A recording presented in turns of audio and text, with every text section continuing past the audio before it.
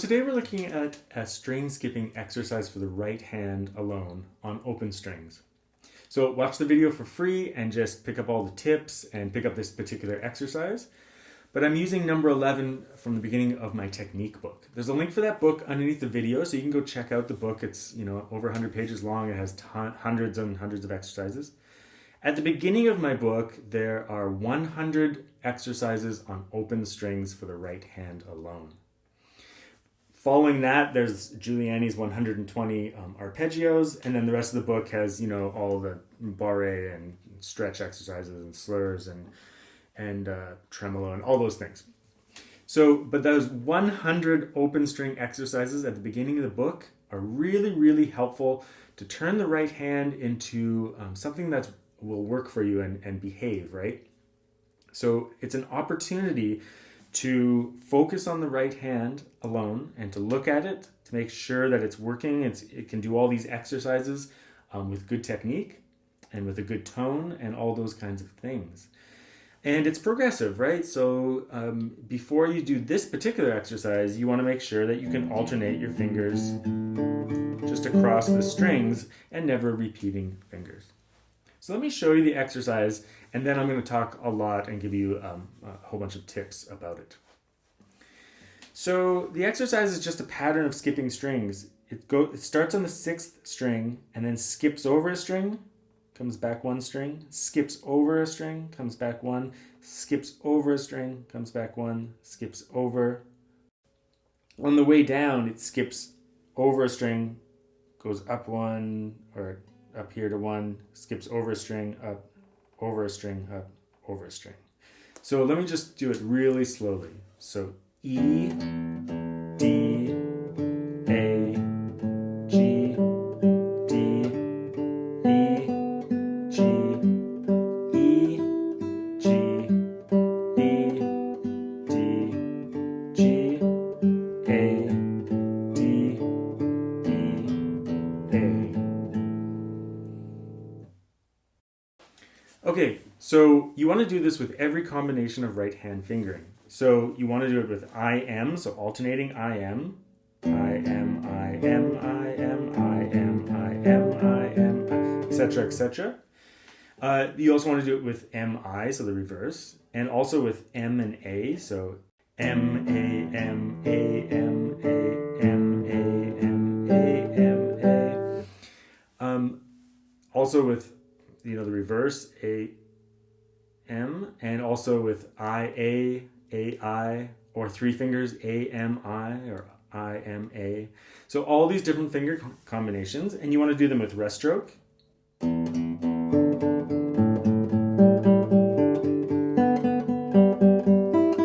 you also want to do them with free stroke.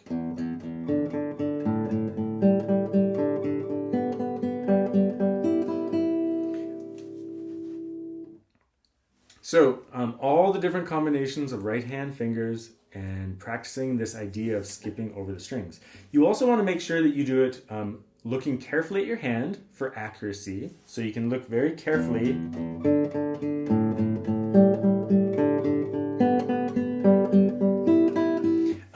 But also you want to do it without looking at your hand at all. You want to build up a confidence in your right hand that you can trust your hand to do its job.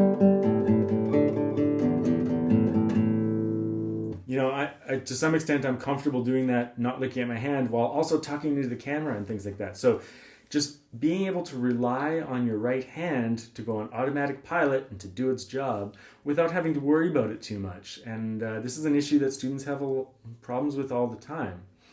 And remember, if you get nervous in concerts and you hit the wrong strings and stuff like that, working on these kinds of exercises can be really helpful. Even if you don't get nervous at home and miss strings, just getting better and better and better at it will of course help you in different situations. A couple of tips for you. One thing, you'll notice my arm generally stays in the same place, but my hand moves a little bit. So it kind of pivots a little bit based on what string I'm on. You want to think of it in two ways. Either you can think of it as your hand being centered on the inner strings and overreaching and underreaching, or you can consider just a little bit of a little bit of movement for the hand to keep it in the same position the whole time. In the end, you want a little bit of both. You don't want to be doing any outrageous movement, but you do want the optimal position the whole time. One other thing is that I'll notice this with students a lot is that you want to play across the strings in this direction, in the direction that the fingers extend. So playing across there. So a little bit more ponticello on the bass strings and a little bit more tasto on the treble strings. Students often do this. You know, they want to play perpendicular to the string, so they end up going down in this direction. But when you do that, you get a very thin sound on the smallest, thinnest string, as opposed to a warm sound. So you want the basses to be a little bit brighter and the trebles to be a little bit warmer to even out the sound. It's also more ergonomic because that's the way your fingers actually extend. You don't want them to go like this and to bend the wrist like that. So just make sure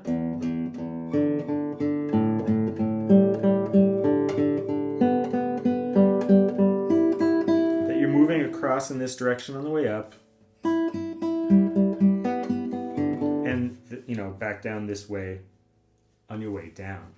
Of course, you should have covered this on the first exercise. The first exercise is like just across the strings, right? So you can go back to that one and check that out. A couple of other tips: just make sure your knuckles up high enough that your fingers are coming in towards your palm like this. Playing across the strings at an angle, not perpendicular. No bend in the wrist. No tension in the arm. It should just be like falling with gravity and making contact there and then hovering across the strings. If you're having trouble with accuracy in this one, I'll just give you one or two tips. Pre-preparing your fingers on the strings a little bit more can be helpful. So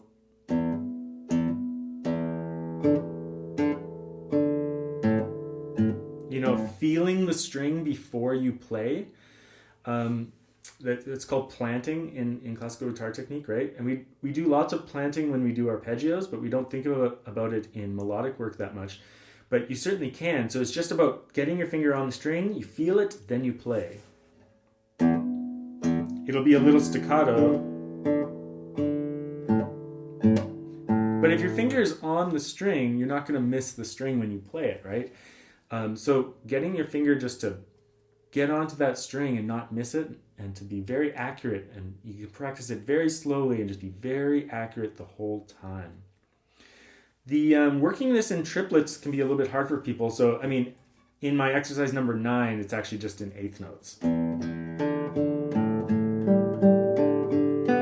So that one's a little bit easier because the accent is always on one finger. If you start on I, then the accent is always I. But in triplets, the accent will shift between I and M, right? I, M, I, M, I, M, I, M. So you can practice just doing a stronger accent with the different fingers. It really trains your hand quite nicely. If you really want to make it more challenging, we'll talk about speed in a second, but more challenging, you can try out some different techniques, like doing a rest stroke on the first of each group. So rest, free, free, rest, free, free, rest, free, free, rest, free, free, rest, free, free, rest, free, free, rest, free, free, rest, free, free. It's hard to say that many times, but doing a rest stroke followed by 2 free strokes. That's a good way to some people have problems when they do rest strokes, they tilt their hand back. When you do rest strokes and free strokes in close proximity, you have to keep and maintain one hand position, and that's a real healthy thing to do, just kind of for an extra challenge. Now, in terms of what do you do with this exercise once you can do it? Well, of course you can track your speed. You can put the metronome on and just write down next to the exercise,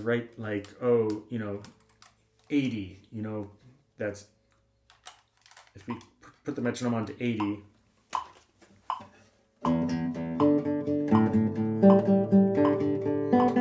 and then if you can successfully do that, you cross off 80 and you write 84.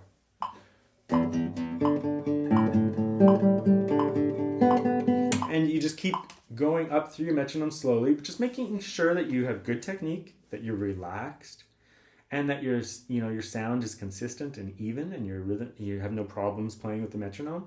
So you can just keep going faster and faster. But of course, sometimes go slower and slower, because you want to make sure that you can play this accurately at all different speeds.